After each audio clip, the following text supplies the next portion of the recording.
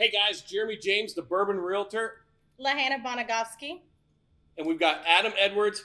We're chasing Alice and that little white rabbit down the rabbit hole on this week's show. All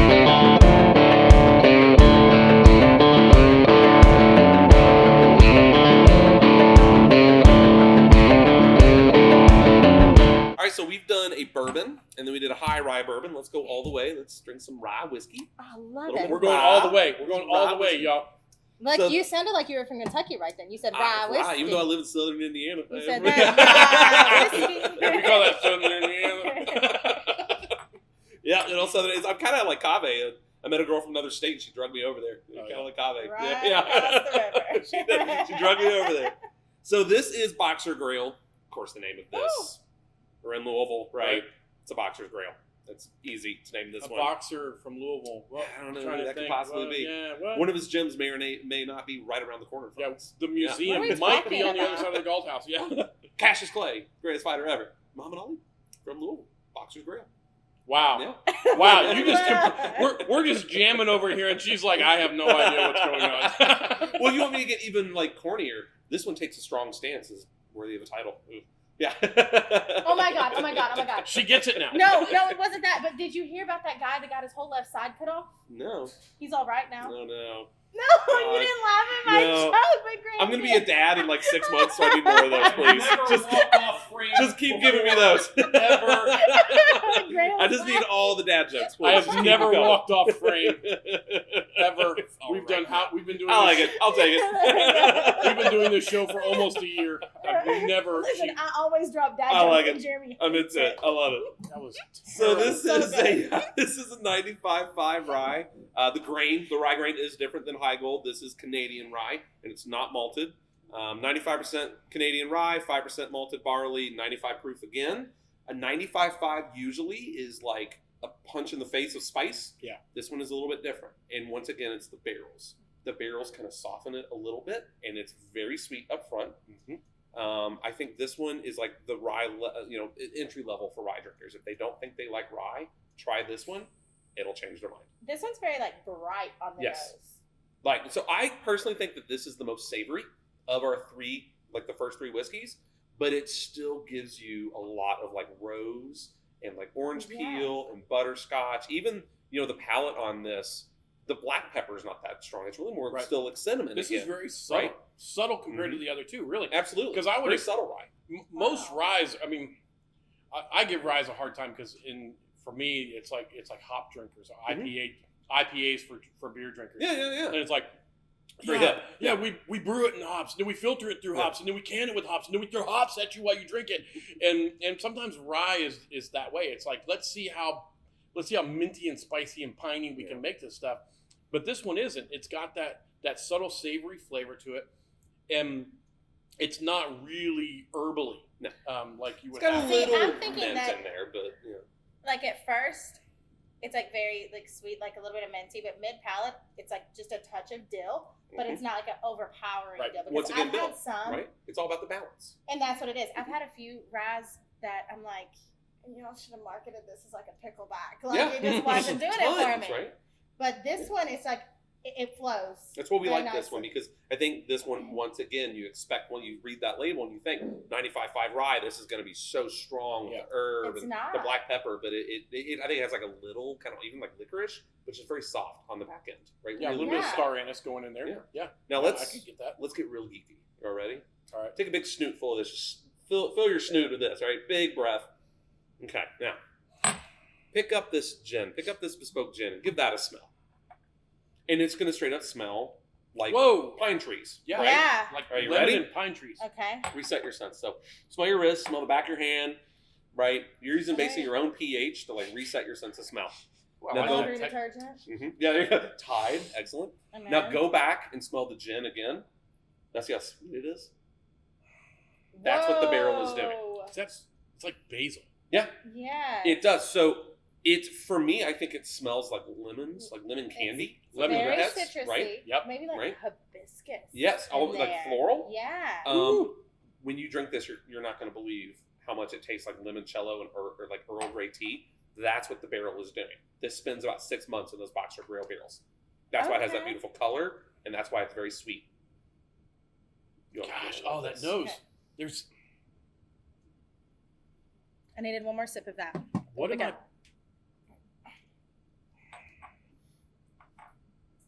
Hey, Jess. It is that sweet. It's smelling those sweet lemon drops. Yeah. Those sweet lemon drop That candies. rye barrel just does so much to it. I mean, it brings out the floral notes of it, but it also brings out the sweetness of the barrel. Like the gin is bringing out the sweetness of the barrel.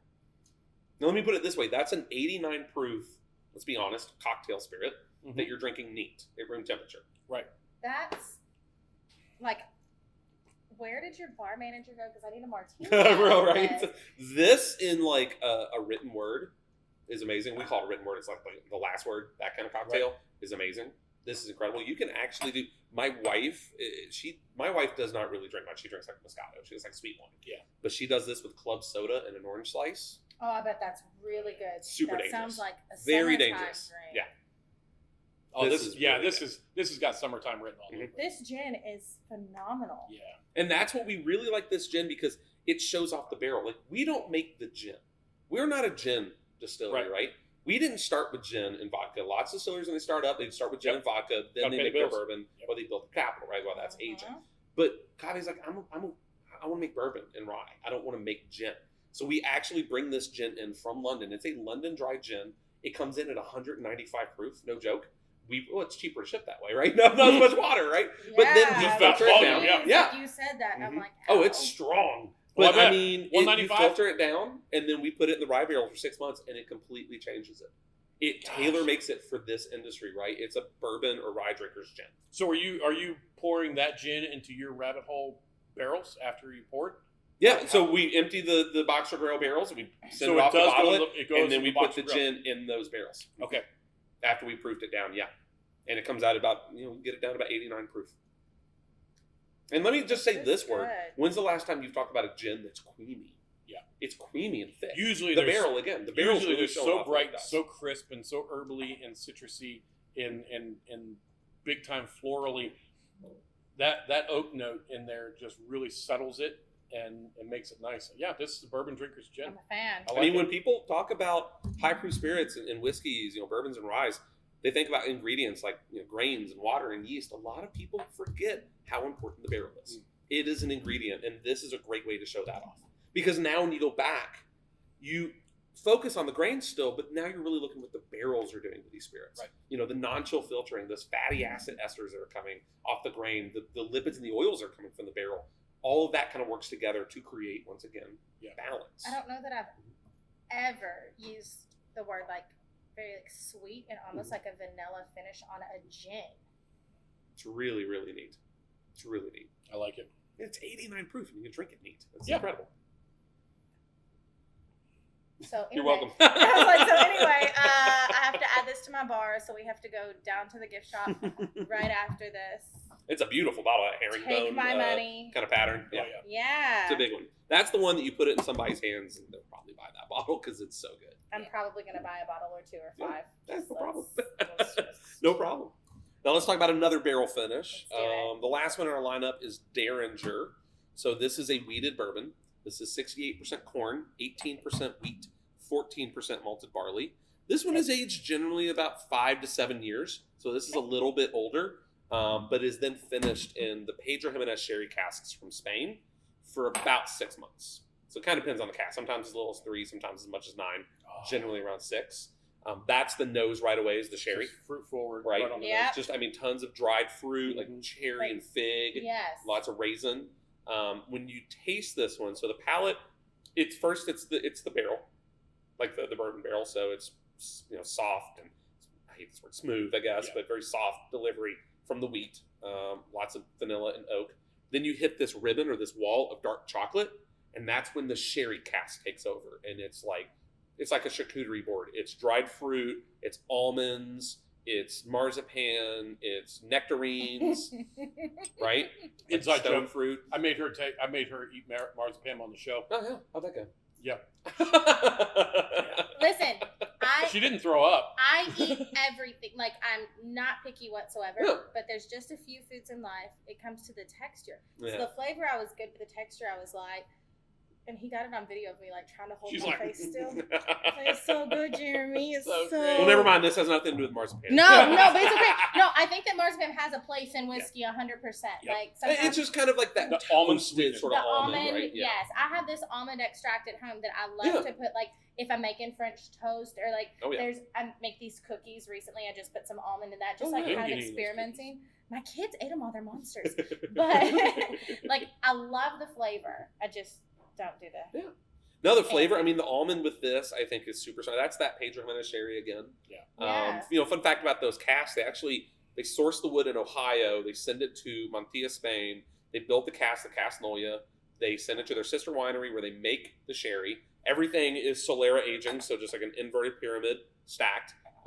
Sometimes the barrels they send to us are 2 years old. Sometimes the barrels they send to us are 20 years old.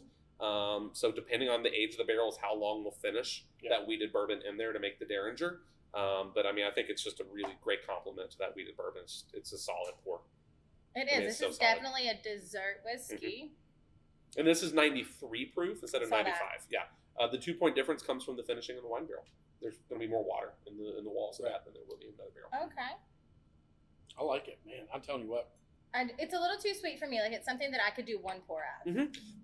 This is not one that you're going to sit there and just, drink. This is, rabbit hole we don't like to think about something you can sit there and work your way through quickly. It's not Bud Light. No. This not is, Bud Light. Right. We're not making something that you drink Right. quickly. This is something that you savor because each one of these bottles, there's a richness to it. There's a depth to it that you don't want to just fly past. Yes. Anheuser-Busch just pulled our funding, by the way. There is Jesus. No, and now the sherry cask definitely adds another level of complexity to it.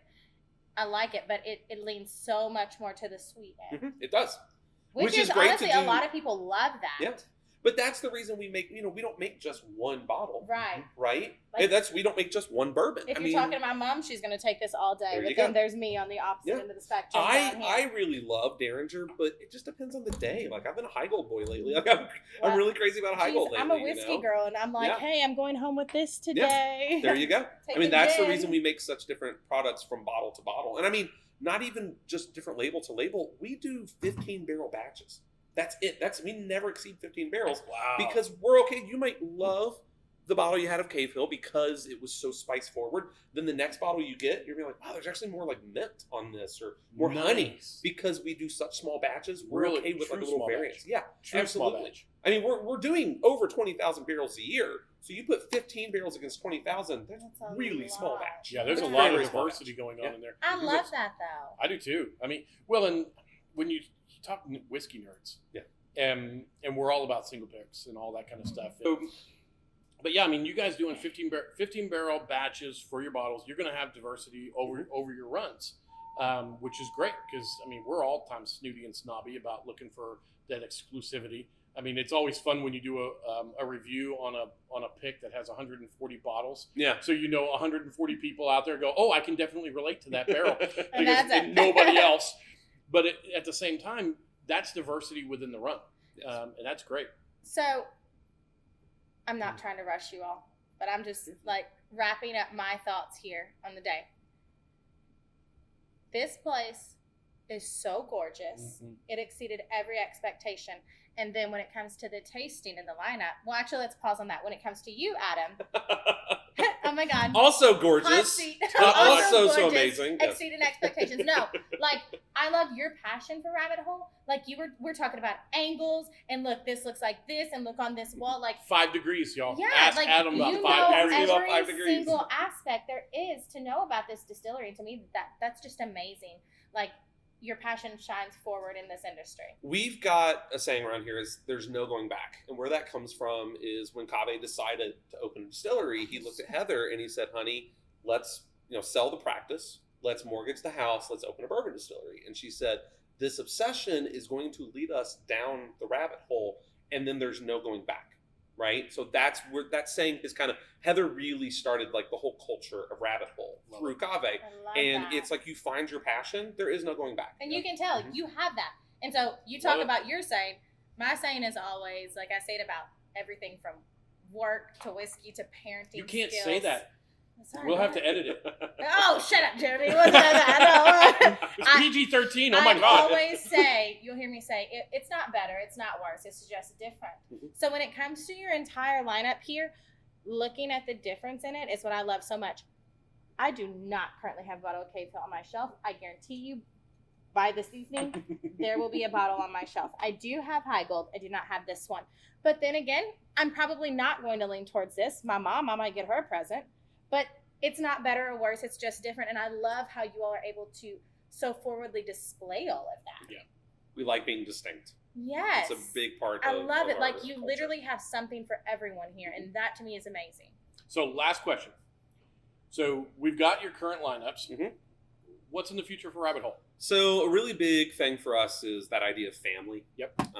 We're all a huge family here, but it really comes down to Cave, right? And the family that he started, right? And kind of having like a new family in bourbon. And so we love that idea of having a family legacy, but also the founder's legacy. So we have a bottle that we just released in October. It's called Founder's Collection. It was our very first limited bottle. It's Boxer Grail at cask strength. It's only 7 barrels total. There's like 1,300 bottles, something like that. So it went very quick. Yeah, right back there. It's almost my birthday. Mine and too. Then, we're gonna release 2 of those a year. So the next one is gonna come out right around Derby Day. Of course. It's going to be a Founder's Collection as well, but it's not going to be Boxer Grail. It's going to be a much older bourbon that actually comes from Cave's personal stocks. So when he first moved to Kentucky, he started buying barrels. He took some of those barrels, Where's my wallet? and then we finished them in Mizunara oak. Oh. Barrels, huge Mizunara Japanese oak barrels. Oh, and it's the incredible. massive ones. Yeah. So we're pulling that out. How many gallons are those? Like 200, Yeah, 220, massive. somewhere around there. They're They're huge. big. Like 4 regular bourbon barrels. I'll show you a picture I have later of me Jesus. just standing next to one. They're Nice. gigantic. Text Yeah. that to me. We'll put it on the show. Excellent. Yeah, But I mean, so we're going to do it 2 times a year, and it might be something we did before, maybe something different. That's really what we're kind of focusing on is our limited run. Awesome. Love it. But we've got 2 bourbons here. We've got 5 bourbons, like the mash bills for them that we're working on at any one time.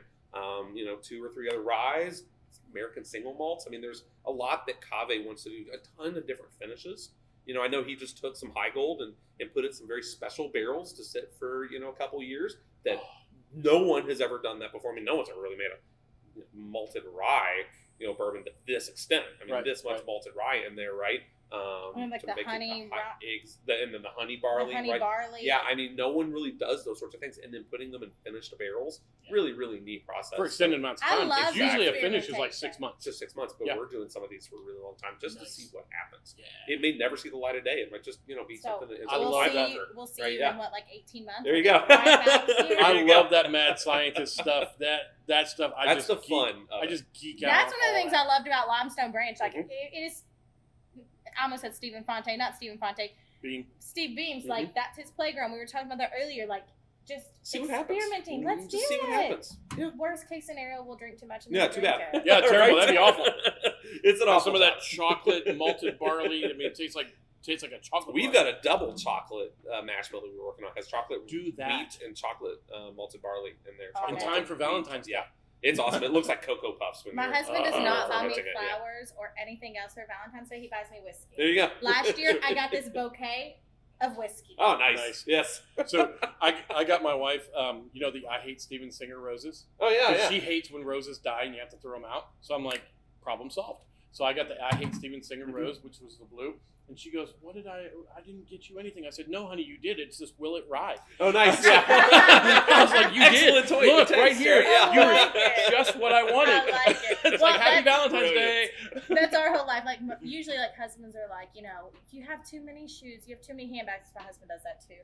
But then he's like, Lahannah, stop buying whiskey. So it's gonna be a really fun thing today. When I'm like, I wish I could get my wife to stop buying whiskey. She Baby. she'll never buy it. My wife walks through and looks and says, you're going to need more room. And I said, you're right. I correct. do. I need another shelf. So I told my husband recently, I was like, so you have a vacation coming up? Okay, go on and get all the lumber because we're building a whole new bar. We have a bar inside, but we're building a whole new one. We need 2 bars. Yeah, of course. Gotta have two. That's the minimum, right? I know I'm a realtor. You have to Because, trust like me. you said, you don't really ever know someone. To, we have a drink with Exactly. them. And so we are all about, that's one thing we love about the bourbon more than anything is that it's not really a dog-eat-dog world. It's right. camaraderie here. Oh, yeah. Everyone so loves one another, and that's my favorite thing about it. The partnership, I mean, across the board with distillers. You compete on the shelves, but you don't compete in the industry. Right. Because what's good for Angel's Envy is good for Rabbit Hole. What's good for Rabbit Hole is good for whatever, Michter's or Evan's. I mean, we all are doing that work to like further elevate the American spirit, right? Well, just get it better and what better. Was it when Woodford had their rickhouse fires? Yes. And all the distilleries started distilling. Heaven Hill. No, it's Heaven Hill. That's right. Absolutely. Heaven Hill. When they started distilling for Heaven Hill, and you had Beams and Makers and Four Roses, all of them re-geared their stuff to distill for Heaven Hill. You help out those in need in your industry. And that's even, you know, this time last year when there was no hand sanitizer, every single distillery took that step forward, and they were like, "Hey, let's go!" Oh my God! Listen, I still have some at work, and so like I have this like bougie hand sanitizer bottle, but I refill it with the distillery sanitizer. I mean, the big thing are all the people that are like bourbon collectors, what and they is buy this? like and I'm like, I got my oh my gosh, I've got one here, and I got my Rabbit Hole. I have my barrel-proof sanitizer. That's a real when they call it taters. That's a real tater. I love it. My BTAC sanitizer. I love it. The whole lineup. Dang it! Now I need a new shelf at home. Well, Adam, thank you so much for taking us down the rabbit hole today. We really do appreciate everything you've done. The tour, phenomenal. Your hospitality here. There's some glasses still with some bourbon, so we're gonna have to take care of some of that. I'll use Jess's germs. I'm in. So, well, it sanitizes it. It's alcohol. Yeah, of course. I mean, come on. Throat sanitizer. So, that's what Pat Heiss would say all the time. Do you know Pat from Wilderness? Okay, so like when this whole COVID thing first hit, Pat kept going like, "We're all good friends," and he would be like, "It's throat sanitizer," and I was like, "Pat, don't ever say that again on Facebook. What are you doing?" And I'm kind of mad though because I think I killed it. Like, Pat, please start saying throat sanitizer again. Oh, that's hilarious. Well, that's awesome. Thank you so much for your hospitality. You're welcome. We really do appreciate you. Can't wait to come back for your limited releases. That's going to be fun. Yes, sir. Lahannah, anything? No, I mean, I love it here. If you haven't been to Rabbit Hole, as soon as they open up, I highly suggest it. I also suggest just inviting me because we'll help you out. We'll help you out. Help you give you a tour. I don't know. I can tell you about the 5-degree angle and then the 85 on the other side. That's my shtick. Which makes 90. And then a big column. That took it from Adam. There's a big copper column out there that is the closest I've ever been to the top of a column. Yeah, because we're always looking up from like 40 feet below. Got to be transparent. Love it. Get people close to it, right? I love it. Oh yeah, we're big on transparency. Nice. Thanks so much, Adam. You're very welcome. It was a great day. You're very welcome. Thanks you all. Guys, we'll see you all in 2 weeks. See ya. Barstools and Bourbon.